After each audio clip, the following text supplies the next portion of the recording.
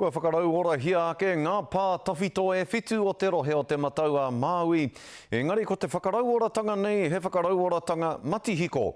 Ko te ingoa ko ngā ara tūpuna, ko te whāenga o tēnei kaupapa, he whakarāke anō i te mātauranga me ngā kōrero tuku iho i ngaro i te taia niwhaniwhatanga mai o te Pākehā ki konei.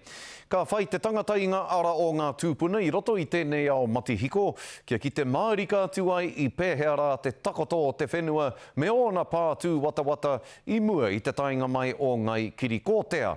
Anei rā, Aroha Tricha. E whai ana rātau i ngā tapu wai o wā rātau tūpuna i te pānei o Poke Kaihau.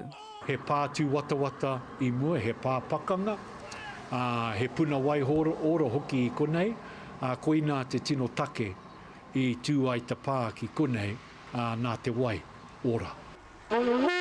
Koinei tētahi o ngā pā e whitu o ngā ara tipuna, e whakamōhio atu i ngā kōrero o tēnei wāhi.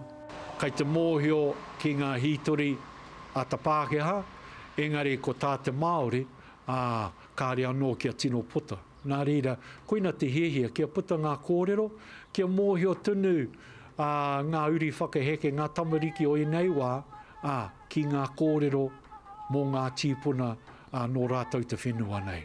Ko ngā pā katoa i rungi ngā whenua Pākehā nāia nei.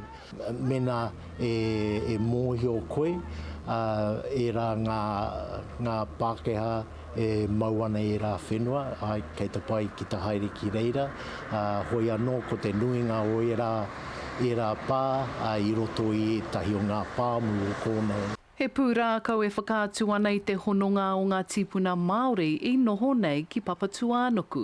E rā ngā tau pānga kai runga i tō wai a pūkoro, hei whakawai here ki ngā kaupapa e kōrero tia nei i runga i tō wai a pūkoro. Mā te hāngarau nei e tāi ai te whakatipuranga o nāia nei te tiro ki ngā rā o Namata. Aroha Tricha, te karere.